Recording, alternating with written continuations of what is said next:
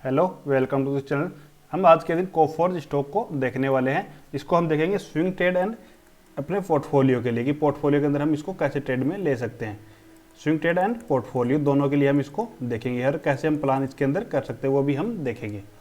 तो अभी इसको अगर हम देखेंगे हाई से तो इसके अंदर अच्छा खासा करेक्शन आ गया है, जो लगभग 35% के आसपास का हमारा करेक्शन अगर टॉप से देखेंगे तो ये इसका टॉप है और इससे अगर लो तक लेके आएंगे तो लगभग 35% के आसपास का इसके अंदर आपको करेक्शन आ चुका है। या मैं आपको दिखा देता हूँ तो लगभग देखोगे ना हम 35% से भी कुछ ना कुछ ज़्यादा 37% के आसपास का इसके अंदर एक करेक्शन आ चुका है, जो बहुत ही अच्छा है। क्योंकि अगर हाई से देखेंगे तो यहाँ से अगर ये अपसाइड में गया है और इसका लगभग 70% तक का वापस से इसके अंदर क्रैश आ चुका है, तो ये भी स्टॉक अभी अपनी वैल्यूएशन के हिसाब से सही प्राइस के ऊपर हमें मिल रहा है। चलो पहले इसका फंडामेंटल देखते हैं, उसके बाद हम प्राइस एक्शन के हिसाब से देखेंगे हम ट्रेड का प्लान इसके अंदर कैसे कर सकते हैं। तो फंडामेंटल की अगर बात करें तो इसके अंदर लोन की अगर हम बात करें तो 726 करोड़ का लोन है, जो बहुत ही कम है। अगर मार्केट कैप देखें तो हम लगभग 28,000 करोड़ की है, तो उस हिसाब से देखें तो बहुत ही कम है। अगर स्टॉक की पी देखें तो 35 है और अगर इंडस्ट्री की पी देखें तो लगभग 35 है, तो मतलब दोनों सेम है।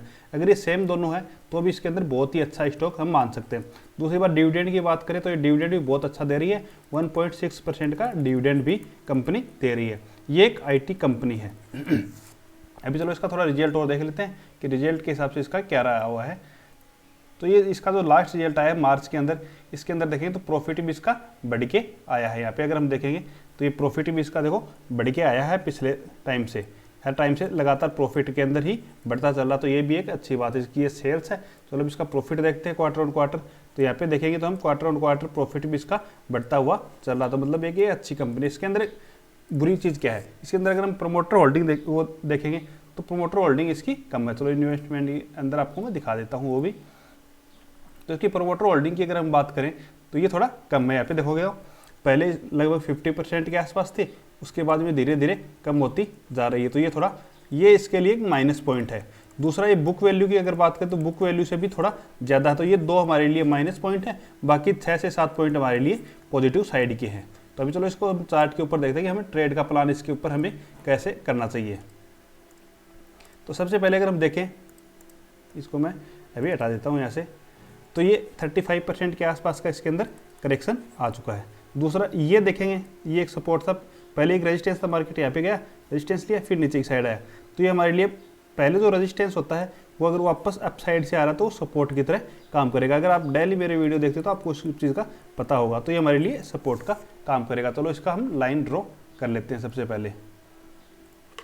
तो इसकी लाइन हमारी ये रहेगी, यहाँ से ये हमारी सपोर्ट की लाइन, एक लाइन तो ये रहेगी। दूसरा देखेंगे एक दूसरा सपोर्ट की लाइन ड्रॉ करेंगे तो ये हमारी एक सपोर्ट की लाइन ट्रेड लाइन के हिसाब से भी ड्रॉ होगी, जो लगभग हमारी यहाँ से अगर देखेंगे तो ये हमारी एक ट्रेड लाइन सपोर्ट के हिसाब से ड्रॉ हो रही है। तो इस एरिया में भी आ रहा है, तो मतलब 2 सपोर्ट यहाँ पे हमें मिल रहे हैं। 2 तो हमें यहाँ पे सपोर्ट मिल गया, एक तो ट्रेड लाइन का सपोर्ट है, दूसरा हॉरिजॉन्टल लाइन का भी हमें सपोर्ट मिल रहा है। तीसरा अगर कैंडलस्टिक की बात करें तो वीकली चार्ट के अंदर ही हमें हैमर यहाँ पे बना रहा है, तो ये भी हमारा कैंडलस्टिक के हिसाब से भी हमें यहाँ पे ट्रेड के लिए दिखा रहा है। ये 3 चीज़ हो गई। चौथी चीज़ अगर हम इंडिकेटर की बात करें तो 200 अगर EMA लगाते हैं हम तो इस सपोर्ट के पास है। अगर इससे पहले का भी देखेंगे तो यहाँ पे देखो लगभग यहाँ पे आया, फिर यहाँ से एक अच्छा सपोर्ट लेके अप साइड में चला गया। इससे पहले का भी अगर कुछ देखेंगे हम, चलो थोड़ा और बैक करके देखते हैं, यहाँ पे देखेंगे हम तो यहाँ पे भी देखो बिल्कुल यहाँ पे थोड़ा सपोर्ट लिया, ये यहाँ पे देखो ये यहाँ पे सपोर्ट लिया, फिर एक अच्छी रैली आई, तो ये यहाँ पे भी वापस से एक रैली आ सकती है इस हिसाब से, तो हमारे को ये इस हिसाब से भी हमें दिखा रहा है। अब चलो हम देखते हैं इसके अंदर हमें ट्रेड कैसे लेनी है और क्या हमारा प्लान रहेगा। तो इसने हाई को ब्रेक कर दिया अपने एमर कैंडल के पहले वाले वीक की को, और इसके ऊपर ये आज के डे की क्लोजिंग भी हो चुकी है। तो अगर हम इस एरिया में बाई करते हैं तो हमें 50% क्वान्टिटी के साथ इसको बाई करना है, जिसका एसएल हमारा ये रहेगा। या फिर हम थोड़ा और सेफली ट्रेड करते हैं, पोर्टफोलियो के हिसाब से स्टॉक लेते हैं, तो ये जो हमारा जो 200 मूविंग एवरेज है, इससे नीचे का हम हमारा ऐसा रख सकते हैं 1% नीचे का, तो लगभग हमारा ये रहेगा 4250 का हमारा इसके अंदर एसएल रहेगा।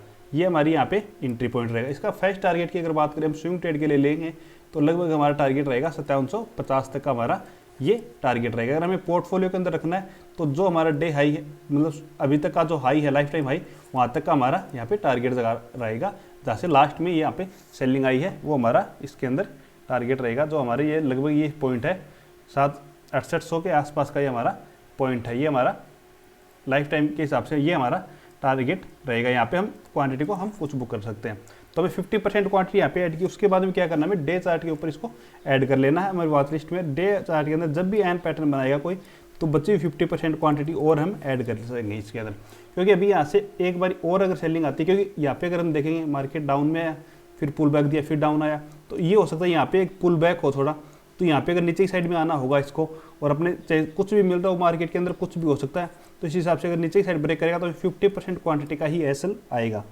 अगर इसके बाद में कोई एन पैटर्न अप साइड में बनाएगा तो 50% और क्वांटिटी अगर हम ऐड करेंगे तो उसका एसएल फिर हम इसका कॉस्ट टू कॉस्ट करके रख देंगे। इस हिसाब से हमारा प्लान इसके अंदर रह सकता है और टारगेट हमारे यहाँ तक के रहेंगे। चलो मैं आपको ये लगा के भी दिखा देता हूँ कि हमारे टारगेट कितने टारगेट इसके अंदर हमें मिल सकते हैं। तो सबसे पहले अगर यहाँ पे हमारी एंट्री रहेगी, एसएल की बात करें हमारा, तो चलो एसएल को लगा लेते हैं। यहाँ पे इनको मैं ड्राइंग को एक बार एग्जिट कर देता हूँ। तो एसएल अपना ये रहेगा, यहाँ तक अगर हम रखेंगे तो ये एसएल अपना लगभग 7% का रहेगा। फर्स्ट टारगेट अपना ये यहाँ तक का रहेगा। यहाँ पे चलो मैं एक लाइन ड्रॉ कर देता हूँ। ये अपना यहाँ पे फर्स्ट टारगेट रहेगा। अगर इससे भी ऊपर निकलेगा तो फिर अपना टारगेट ये यहाँ तक का रहेगा, जो लगभग 50% का है। तो मतलब 7% का अपना एसएल रहेगा और टारगेट अपना लगभग 50% का रहेगा। तो 1:6-7 की ये अपनी ट्रेड रहेगी, जो बहुत ही अच्छी ट्रेड है।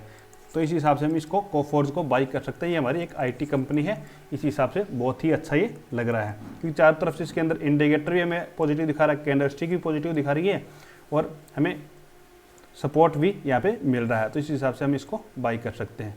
अगर आपको वीडियो अच्छा लगे तो चैनल को सब्सक्राइब कीजिए एंड लाइक कीजिए। Okay, thank you.